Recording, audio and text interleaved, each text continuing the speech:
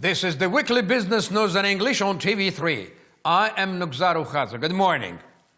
The first session of the Council of Georgian Euro-Union Association took place in Brussels. The Georgian delegation, headed by Prime Minister Irakli Garibashvili, attended the session. One of the first officials whom Georgian Prime Minister met at the NATO headquarters in Brussels was Jens Stoltenberg, the new Secretary General of the Alliance. At the meeting, the main issue of discussion was the aftermath of the Wales Summit of NATO and regional security. Secretary General of the Alliance described the Wales Summit of NATO as an important landmark of NATO-Georgian relations, pointing out that by means of the essential package, NATO will assist Georgia in strengthening its defense potential and approaching the goal of its integration into the alliance. They also talked about Georgia's participation in International Security Assistance Force and the decisive support mission in Afghanistan. Jens Stoltenberg thanked the Georgian Prime Minister for Georgia's contribution to the international missions. During his talks with Jens Stoltenberg, Garibashvili touched upon the problem of a likely conclusion of agreement on alliance and integration between Abkhazia and Russia. He pointed out that Georgia was worried about it. NATO will support defense capacity building in Georgia through embedded trainees. And we are pleased that Georgia will also host a NATO Georgia Training Center. The center will help Georgian forces maintain their ability to work with NATO, and it will prepare Georgia and other partners for future contributions to the NATO response force. As a reliable partner and a future member of the alliance, Georgia is willing to make its contribution to the Euro-Atlantic security. I expressed to the Secretary General Georgia's commitment to the ISAF operation and readiness to engage in the resolute support mission in Afghanistan. Despite the heavy and very painful casualties we have suffered during the ISAF mission in Afghanistan. We also discussed the regional security developments, notably the recent proposal of the Russian Federation to Georgia's occupied region in Abkhazia to sign the so-called Treaty on Alliance and Integration. In this regard, I would like to express our deep concerns and regret that despite our constructive approach to Russia, the Russian side didn't respond to our constructive policy in the same spirit, and they continue destructive policy towards Georgia's occupied regions, aiming at de facto annexation of Abkhazia region and possibly Tskhinmala region as well. At the joint press conference which followed the official meeting, Jens Stoltenberg dwelt upon the issue of building a training center of NATO in Georgia. Secretary General of NATO stated that the details of this issue will be finalized at the ministerial of the heads of foreign offices of NATO member states scheduled in February. Recently, the first session of the Association Council took place. Georgian Premier Irakli Garibashvili and Federica Mogherini, High Representative of European Union for Foreign Affairs and Security Policy, made statements after the session. In the words of Premier Garibashvili, the first session of the Association Council is an historic event and on Georgia's travel on the road to Europe. The EU-Georgia Association Agreement that we signed in June this year has raised our relationship to a new level. The agreement is being provisionally applied since September, allowing us to move ahead with deeper political association and economic integration. The Association Council is the highest standing body of our agreement, and today we agreed on the rules for its functioning. We also formally endorsed the association agenda, a jointly agreed set of priorities for its implementation. Today, the European Union and Georgia held the first meeting of the Association Council, which is yet another historical occasion on Georgia's European way. With this meeting, we upgraded the political dialogue and established new institutional framework of association between the European Union and Georgia. The 2014 was the year of important achievements in our bilateral relations. Today we had an opportunity to assess those achievements and exchange views on the next steps toward the Riga summit next year. We also paid particular attention to current developments and challenges in the Eastern Partnership region, and especially in Georgia. According to Irakli Garibashvili, Georgia's European and Euro-Atlantic course represents a national idea. Hence, it is irreversible. Moreover, the High Representative of the European Union assessed Georgia's achievements as progressive. Within the framework of his visit in Brussels, Prime Minister Irakli Garibashvili met with Martin Schulz, President of the European Parliament. At the joint press conference that took place in the wake of the official meeting on behalf of the European Union, Martin Schulz thanked Georgia for its participation in international missions. In his speech, Schulz touched upon the issue of visa liberalization. We will do our best to accelerate the visa liberalization process, President of the European Parliament said. To the result of the yesterday vote in the Foreign Affairs Committee about the association agreement, the overwhelming majority we had there is also the prediction for that overwhelming majority we will have in December when we put it on the agenda of the Chamber and ratify the agreement. I think we should raise here that we agree to work closely together and to deepen our further cooperation economically and also from a very practical point of view, and therefore I raise once more the point that the European Parliament will look to the visa regime and to make it as effective as possible in a short-term procedure to make access for enterprises and for investors and for entrepreneurs personally to get the necessary access to the European single market in a speed-up way, and we will look carefully. We look forward to timely establishment of the EU-Georgia Parliamentary Association Committee, as envisaged in the association agreement, that will facilitate deeper political dialogue at the parliamentary level.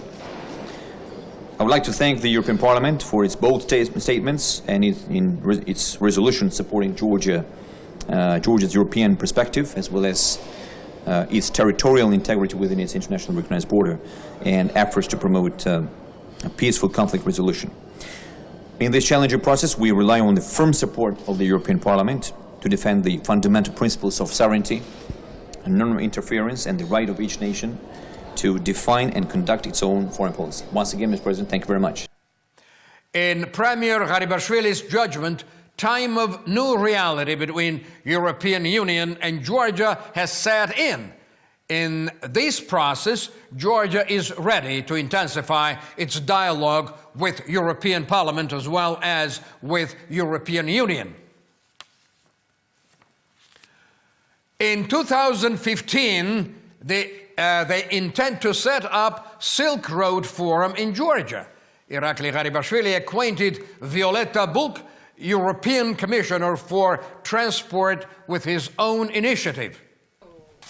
According to Georgian Prime Minister, within the framework of the forum, every year Georgia will host the representatives of the countries concerned with the future development of Silk Road. Garibashvili believes that it will promote exchange of ideas and cooperation in the field of transport. He invited the European Commissioner to Georgia. Apart from that, Garibashvili and Bulc discussed the issues of energy security, development of Southern Corridor, and Georgia's transit potential. Prime Minister Garibashvili and Johannes Hahn, European Commissioner for European Neighbourhood and Policy and Expansion, had a meeting in Brussels.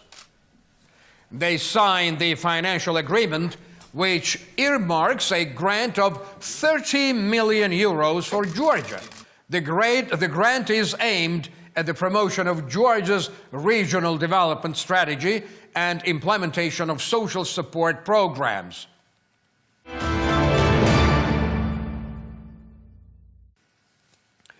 The agreement concluded between Russia and Abkhazia envisages realization of investments. According to the agreement, Russia undertakes to rehabilitate the Sukhumi airport. After that, they will practice fulfilling air flights. But Davitaya views it as a violation of the principles of international law. According to the decision of ICAO, International Air Agency, Sukhumi Airport is closed and ICAO will deprive of license all those air companies which fulfill flights from Sukhumi Airport without the permission of Georgia. Naturally, Russia is a member of ICAO. Davitaya declared that he would appeal to the International Aviation Agency and request its appropriate reaction. At the same time, he called on the Ministry of Foreign Affairs to take steps in this direction. Minister of Energy listed main achievements which were accomplished during his 2-year span on the post of minister. Those achievements include reduced electricity and natural gas consumption tariffs, gasification and installation of individual meters, and commissioning new hydroelectric stations. He stressed that during those years, his ministry gasified the villages which for years on end lacked the comfort of having natural gas. Likewise, 8 villages have been electrified. In the nearest future, 20 more villages are scheduled to be electrified. In the words of the minister, 7 hydroelectric stations were commissioned, while as per the concluded memoranda, 84 electric power stations are under construction. Kaladze touched upon the issue of Georgia's integration into Euro-Atlantic space. According to him, Georgia became a chair country of Energy Charter, and in 2014, Tbilisi will host a conference on energy.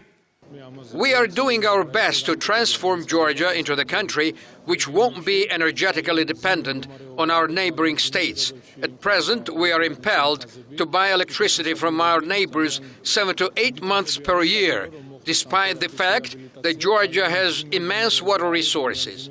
We intend to use this advantage rationally. To my mind, Ministry of Energy did a good job. Their work, completed in 2014, plays a significant role in supplying Georgia with energy as well as partially enhancing the volume of export. Also, further scheduled works seem very important, since they have to do with big, middle-sized and small hydro stations. The issue of Transgaz aroused interest at the meeting with the Minister of Energy. The manager of the company said that the political decision to return Transgaz to its Kazakh manager was taken during Premier Garibashvili's official visit in Kazakhstan. Kaladze explained that the company owed 10 million lari to the Bank of Georgia, while the Georgian side had the debt of the Kazakh state. As a result, the debt was restructured and accounts were settled. Therefore, the Kazakh investor can return to the company. Political decision was taken earlier. Our government made a statement that Transgaz company would go back to its Kazakh investor. Recently, during his visit to Kazakhstan, our Prime Minister discussed the details of the problem there. The next step is to plan all details. After that, we will know the date when the Kazakh investor returns. Presumably, the Kazakh management will return to Transgaz in December of this year. They assure us at the Ministry of Energy that substitution of the company's management will not affect the price for the natural gas, and its consumption tariff will not increase. Prime Minister Irakli Garibashvili, who has recently returned from his visit to Brussels, attended the presentation of a new freeway segment on Kutaisi Detour Highway.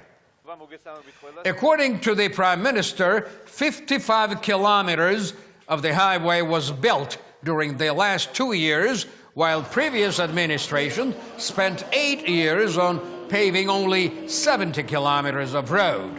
The 32-kilometer long detour road is the part of the East-West Freeway.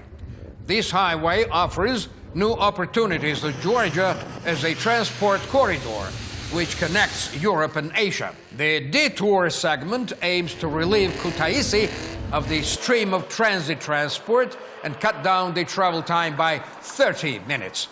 The project was implemented thanks to the support of Japan. Building of the highway was financed by JICA, the Japanese International Cooperation Agency. Rehabilitation of 13-kilometer-long segment of the Tianeti-Zaridzebi-Zhinvali Highway is underway. David Shavliashvili, Minister of Regional Development and Infrastructure, surveyed the work on the highway. Since this segment of the road was built in the 1980s, it has never been rehabilitated. Access of transport to the capital and nearest district centers was hampered. When the road is rehabilitated, movement of about 8,000 residents of 14 villages, as well as of Georgian and foreign visitors along the said segment of highway will be safe and comfortable. According to the Georgian Parliament's majoritarian deputy of Tianeti, besides the safe trips along the road, the rehabilitated section of the highway can be economically beneficial for the Tianeti district, as well as the entire Kakheti region and the Republic of Azerbaijan.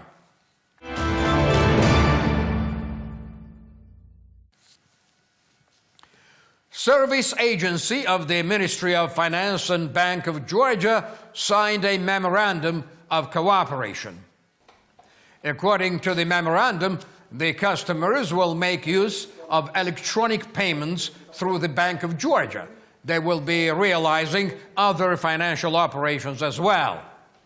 As of now, Georgian population can enjoy the benefits of this memorandum through the website www.eauctiong. That is to say, they can buy all products offered by our service via various forms of electronic assistance. As a matter of fact, they include all goods and are offered by Bank of Georgia. eAuctiong is one of the most popular sites used by the customers. The Bank of Georgia, as the biggest bank with the greatest number of clientele, provides its customers with the opportunity to purchase various goods as well as real estate through the system of our agency. At the service agency of the Bank of Georgia, they utilize various forms of payment in order to simplify the purchase and sale operations within the framework of electronic auction. The Gaz-Transgaz Tbilisi company has launched the free project that aims to put in order the system of natural gas meter readings. Within the framework of the project, the company offers the socially insecure persons to substitute their outdated gas usage reading systems. If their natural gas meter units are malfunctioning, the socially insecure families can appeal to the Gaz-Transgaz Tbilisi company in a written form. Norway, Holland, France, Chile, and Switzerland lag behind Georgia on the list of the countries which face lesser corruption risks. In the rating of business corruption risks, Georgia holds the 11th place among 197 countries. Georgian business does not expect that state structures will demand to pay bribe to them. That's how Tea Tsulukiani, Georgian Minister of Justice, commented the given fact. For the last 2 years, this kind of estimation was carried out for the second time. Within the framework of Anti-Corruption Interdepartmental Council, we should aspire to move up from the 11th place. Index of assessment was the government's transparency in its activity. They also estimated the supervision mechanisms from the civil sector, anti-corruption legislation, and degree of compliance with it was assessed as well. Members of National Movement insist that the credit for Georgia's leading position on the SAD list belongs to their party. The opposition believes that the country achieved success in this sphere at the expense of drastic reduction of bureaucracy. These are the result of the reforms which were implemented by Georgia during previous years. The credit for this achievement goes to the previous administration. It was achieved thanks to the reduction of bureaucracy and essential transparency of state purchases. It was the topmost priority of the reforms instigated by the former administration. Georgi Seturidze, chief of the Coordination Center of International Investments, believes that low corruption level is important for promoting business, but it is not all important. Instead, he advises the state to stay away from interfering in the private sector and refrain from competing with private business. There are countries that hold positions below the 11th place, which are economically more developed than Georgia. Businessmen develop the business, not the state. One of the biggest problems in the post-Soviet countries, including our country, is a big share of the state in business. According to their characteristics, researchers of Trace International break down the countries into 4 categories. Those categories are their business relations with the authorities, the country's anti-corruption legislation, transparent public service, and civil society's opportunity to exercise control. Ireland, Canada, New Zealand, Hong Kong, and Sweden hold the top places in the SAD rating. For the contribution to the development of rugby, the International Rugby Council awarded Georgia's former Prime Minister, the well-known billionaire Bidzina Ivanishvili. His charity foundation, Kartu, implemented 23 rugby infrastructural projects, including construction of training centers and stadiums. Starting from 2008, the Georgian philanthropist spent almost 100 million lari on rugby. In the opinion of International Rugby Federation, thanks to the Kartu Foundation, rugby became the leading kind of sport in Georgia. Well, that's all this morning. You are watching the Weekly Business News in English on Channel 3 of the Georgian television. Thank you very much for being with us. I am Nugzaru Khadze, and I'll see you again next Saturday morning at exactly 11 a.m. right here on TV3. Until then, have a great week.